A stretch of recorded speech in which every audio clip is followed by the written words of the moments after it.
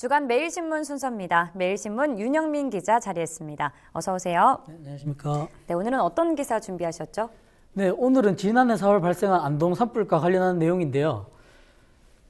이곳 산불 피해지 복구 현장에서 나온 피해목을 불법 반출한 현장 관계자가 검찰에 송치됐다는 기사 준비했습니다. 지난 23일 안동경찰서는 2020년 4월 25일 경북 안동시에서 발생한 산불 피해지 복구 현장에서 벌채한 피해목을 불법 반출, 판매한 혐의로 현장 관계자 A씨와 B씨 등 2명을 검찰에 송치했습니다. 당시 벌채 작업 관리 담당자였던 A씨 등 2명은 피해목 60톤을 수차례에 걸쳐 외부 업체에 판매하고 판매한 대금 500만 원을 가로챈 업무상 횡령 혐의를 받고 있습니다. 당시에 안동에 엄청난 규모의 대형 산불이 발생했던 걸로 기억을 하는데요. 복구 현장에서 어떤 일이 있었길래 이들이 경찰에 붙잡혔는지 자세히 설명해 주시죠.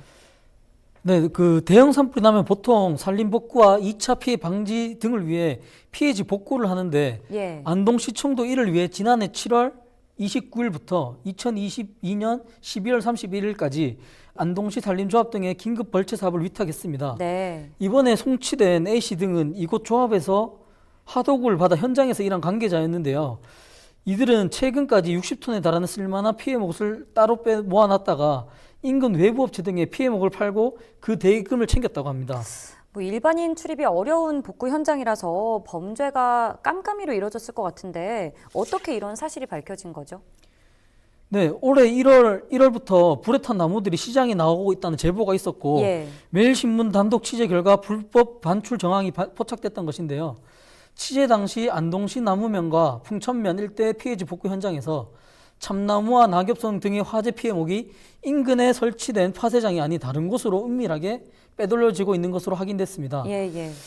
산불 피해목은 원래 소나무 재선충 등의 병충해 확산을 막기 위해 현해병상 전량을 인근 현장에서 파쇄, 우드칩으로만 반출하도록 돼 있지만 이들은 이를 어기고 쓸만한 나무를 따로 빼 시장에 유통했고 관련 보도가 나간 후 안동시가 경찰에 수사를 의뢰해 최근 범죄 사실까지 밝혀지게 된 것입니다. 그랬군요. 윤 기자가 직접 취재를 하신 거죠? 네, 그렇습니다. 네, 그럼 좀 더 자세히 어떤 정황들이 포착됐는지 설명해 주시죠. 네, 그 정상적으로 벌봉된 나무와 달리 산불 피해목은 손에 까만 그름이 묻어나고 육안으로 봐도 겉이 새까맣게 탄 것을 볼 수 있습니다. 네. 저희가 지역 내 제재소와 땔감 공장, 펠릿 공장 등을 직접 둘러보고 확인한 결과 다수의 업체에서 상당히 많은 양의 불에 탄 나무들을 재워놓고 있는 것을 확인했습니다. 저희가 직접 복구 현장도 가봤는데 제법 굵직한 나무들을 복구 장비가 드나드는 길목에 따로 쌓아 놓은 모습도 볼 수 있었습니다. 네. 가늘고 불에 많이 탄 나무들은 벌목회 인근에 바로바로 이렇게 쌓아놓은 반면에 굵직한 나무들은 따로 차곡차곡 쌓아놓은 모습이었는데요.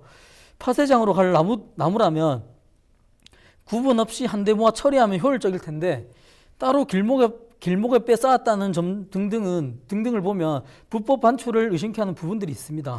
그러니까 정상적으로 벌목이 된 나무라면 많은 양의 불에 탄 나무가 업체에 있을 리도 없고요. 네. 또 현장에서 벌목한 피해목 중에서 굵직한 나무만 따로 모아둘 필요도 없다라는 말씀이신 네, 것 맞습니다. 같아요. 또 다른 의심 정황은 없습니까?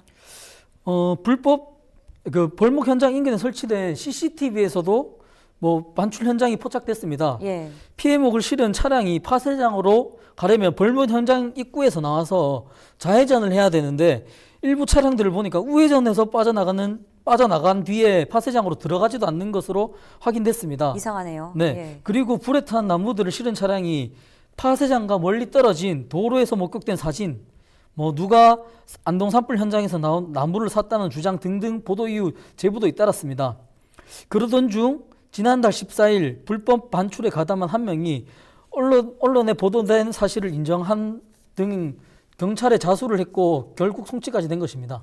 그런데 수사 결과를 보면요. 이 산불 피해 규모에 비해서 빼돌려진 피해목은 그리 많지 않은 것 같은데 어떻게 보십니까?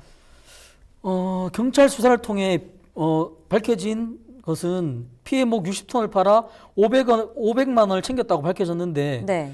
뭐 땔감용으로 판매되는 참나무나 낙엽송은 1톤당 10만 원에서 20만 원 선에서 거래된다고 합니다. 예. 피해목이다 보니 더 싸게 뭐 팔았던 것 같은데 경찰이 이들의 거래 내역 등을 확인하고 진술 내용과 일치한 등 여러 가지 이유로 이같이 검찰에 송치한 것 같습니다.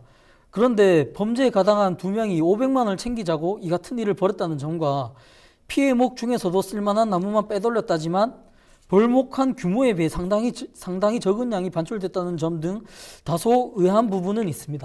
예, 설명을 들을수록 의아한 부분들이 생기는데 만약 이대로 기소가 될 경우에 어떤 처벌을 받게 됩니까? 네, 이들은 업무상 횡령죄 혐의를 받고 있습니다. 네. 업무상 횡령죄는 단순 횡령죄보다도 중죄로 처벌하는데 예. 형법 제 356조를 보면 법전형은 10년 이하 징역 또는 3천만 원의 벌금형에 처하도록 나와 있습니다. 하지만 횡령액서가 적고 관련 전과가 없는 경우에 뭐 처벌이 낮게 받을 수도 있습니다. 뭐 이들의 처벌만큼 중요한 것은 이와 같은 범죄가 재발하지 않는 것인데요. 소나무 재성촌 등의 병충해가 확산되면은 산불 피해에 이은 또 다른 2차 피해가 발생되는 것입니다. 이 사건을 통해 앞으로 이 같은 범죄가 얼마나 잘못된 중죄인지 되새기는 계기가 되길 바랍니다.